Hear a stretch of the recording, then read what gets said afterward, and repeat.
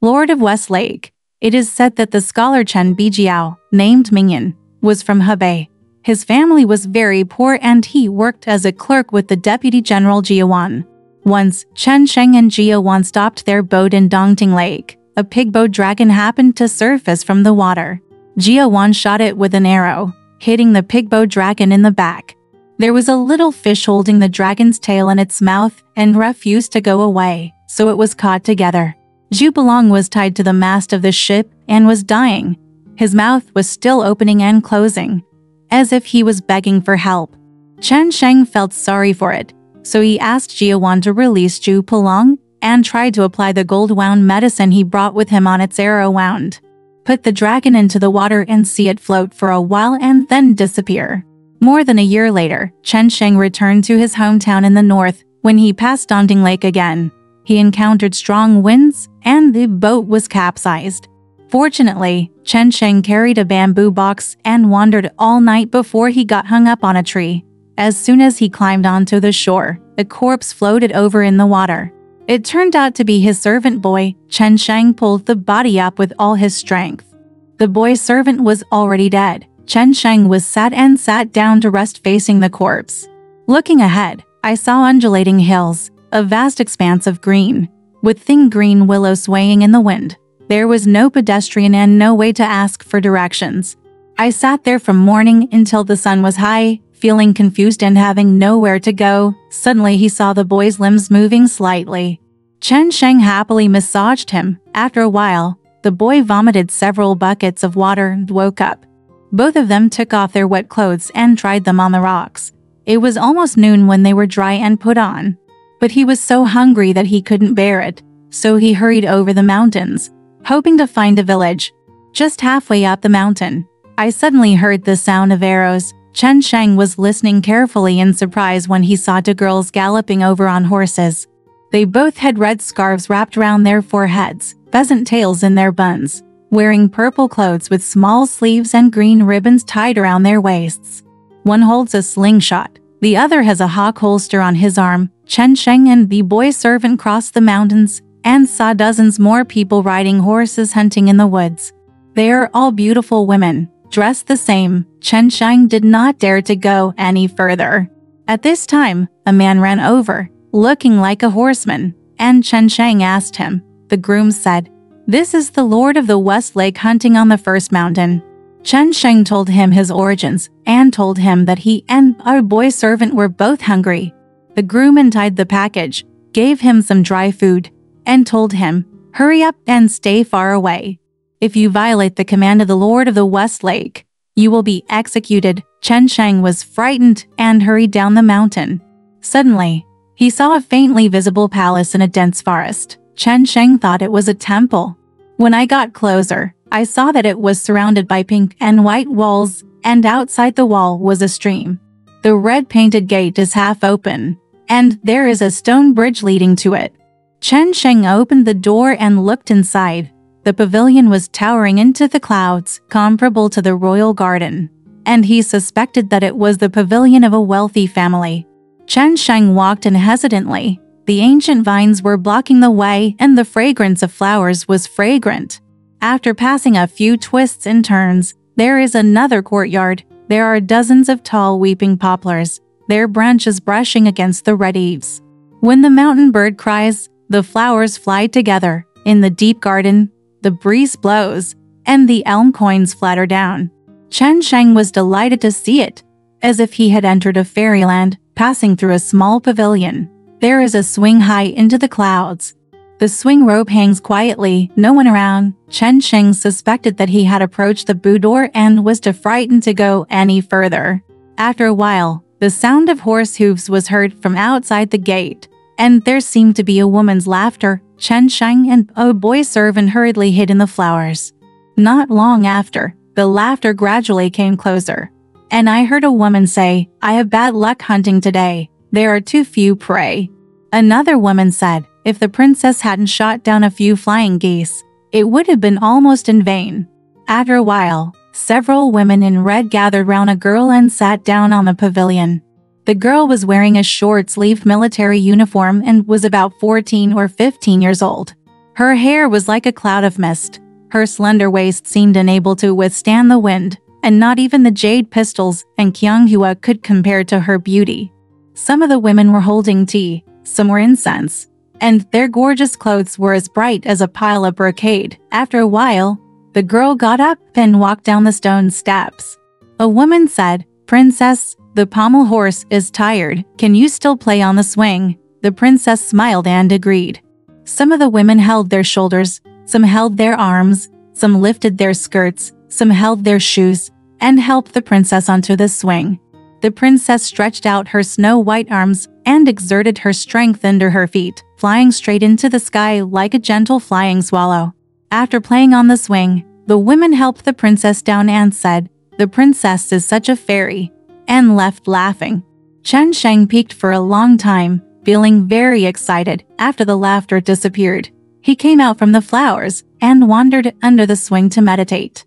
Seeing a red scarf under the fence, Chen Sheng knew that it had been thrown away by the women just now, so he picked it up fondly and put it into his sleeves. After boarding the small pavilion and seeing the stationery on the table, Chen Sheng wrote a poem on the red scarf. Who in the elegant opera is trying to imitate the half-immortal? It is clear that the beauty of Kyong is scattered with golden lotus. The Guanyin team should be jealous of each other. And Mo Xinling, the wave goes up to 9 days. After finishing writing, he walked down from the pavilion while chanting. Walking back along the original path, I saw that all the doors were locked. Chen Sheng was at a loss and went back to visit all the towers and pavilions. A woman came in quietly and asked in surprise when she saw Chen Sheng, "How did you get here?" Chen Sheng bowed and said, "I'm a lost person, please help me."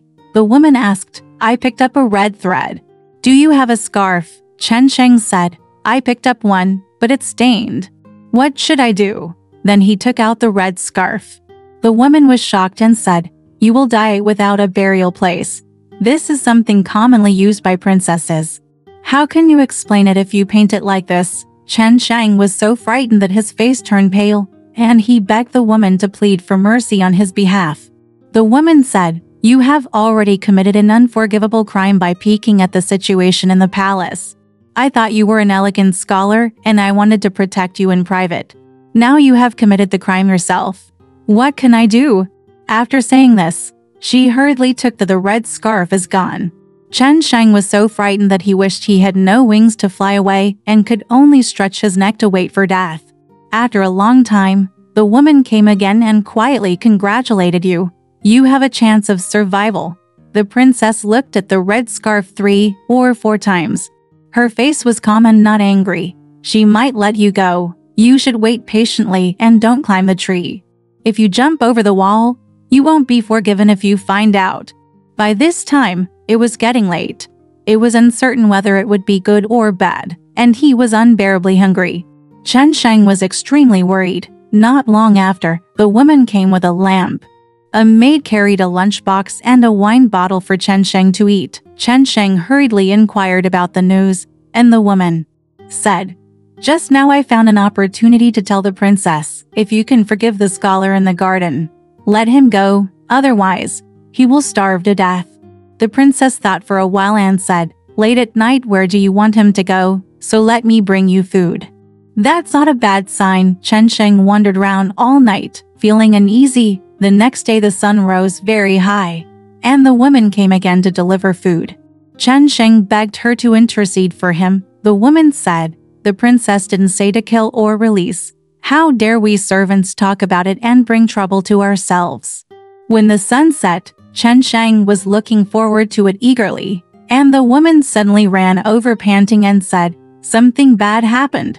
I don't know who talked about it and leaked it to the princess." The princess unfolded the red scarf and threw it on the ground, cursing her for being arrogant. A disaster is about to happen. Chen Sheng was shocked. His face turned to dust, and he knelt on the ground. "Please help." Suddenly hearing the noise, the woman waved her hands and ran away. Several people came over menacingly with ropes in their hands. One of the maids looked at Chen Sheng and said, "Who do I think it is? Is it Mr. Chen?" Then she stopped the man holding the rope and said, "Don't do anything yet. Wait until I report to the princess." He turned around and left in a hurry.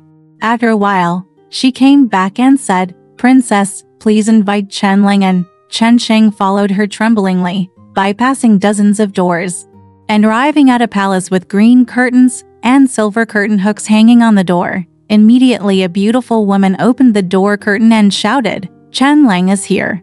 When Chen Sheng saw a beautiful woman sitting on his seat, wearing a sparkling robe, he hurriedly knelt down and kowtowed, said, "I'm a lonely minister from far away, please forgive me." The princess got up quickly, pulled him up personally, and said, "If it weren't for you, I wouldn't be here today. The maids are ignorant and have offended the distinguished guests. Their sins are irreparable." A sumptuous banquet was laid out and Chen Sheng drank from a carved wine glass. Chen Sheng was confused and didn't know why. The princess said, "I often regret that I can never repay the kindness of saving my life. My little daughter is in love with you, and it is destiny.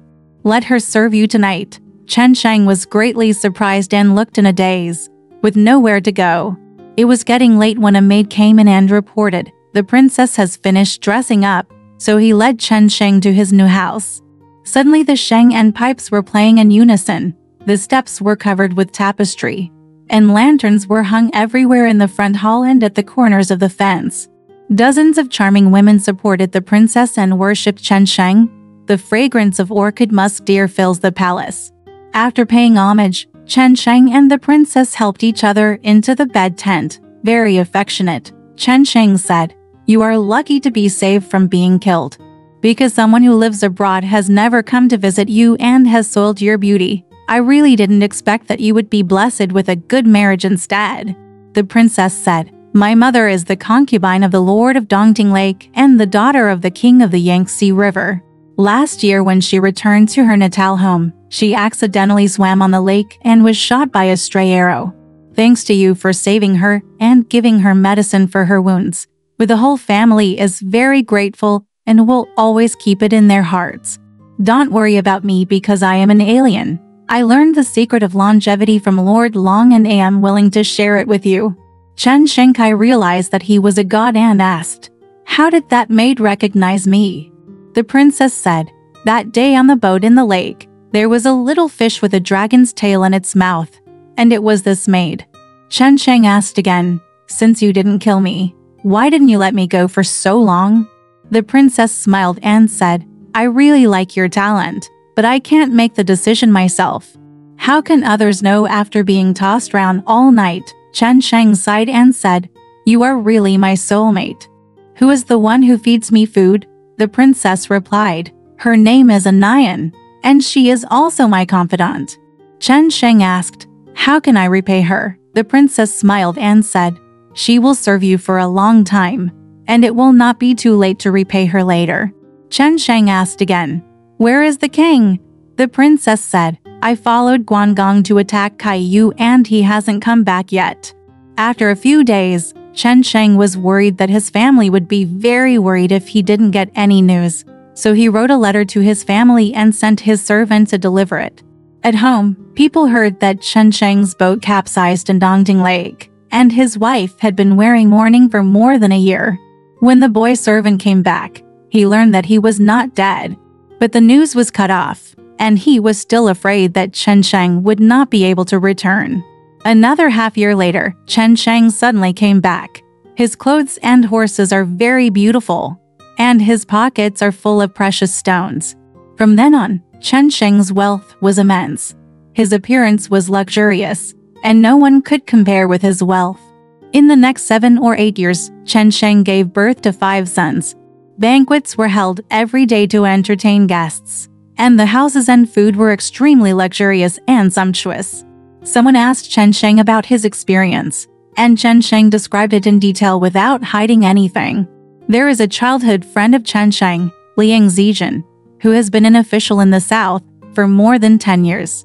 When he was returning home, he passed by Dongting Lake and saw a painted boat with carved railings and red windows and melodious music and songs slowly floating in the mist.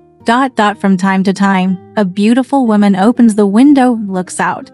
Liang Zijin looked into the boat and saw a young man sitting cross-legged on the boat without wearing a hat. Next to him was a beautiful woman of 15 or 16 years old, giving him a massage. Liang Zijin thought he must be a high official in this area, but he had very few followers. After taking a closer look, it turned out to be Chen Mingyan. Liang Zijin unconsciously leaned on the railing of the boat and called him loudly. Chen Sheng heard the shouting and ordered the boat to stop. He came out to the bow and invited Liang Zijin to come over. Liang Zijin saw the table full of leftovers in the boat, and the wine fog was still thick. Chen Sheng ordered the remaining seats to be removed, and within a short while, 3 or 5 beautiful maids came with wine, tea, and delicacies from the mountains and seas that they had never seen before. Liang Zijin said in surprise, "I haven't seen you for 10 years. How come you are so rich?"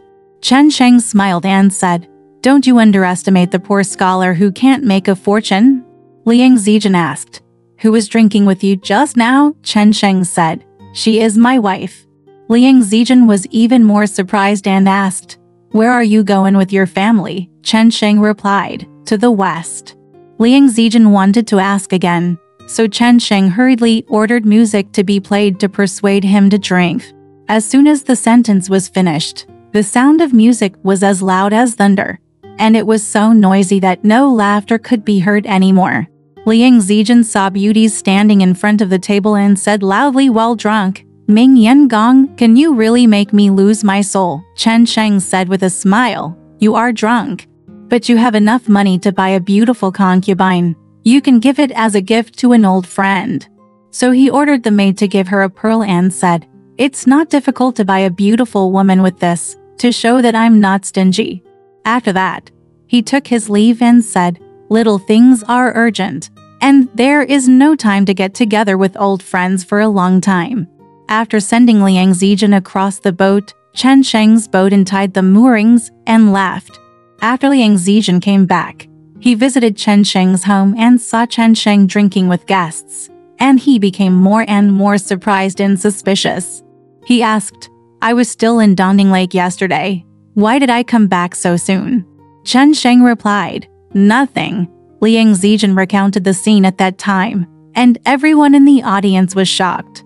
Chen Sheng smiled and said, "You are wrong. Do I have the ability to clone myself?" Everyone was surprised, but they didn't understand the reason. Later, Chen lived until his death at the age of 81. During the burial, people were surprised that the coffin was to light. When they opened it, they found it was just an empty coffin. Alright, this story has come to an end. If you liked it, please give it a thumbs up. Thank you.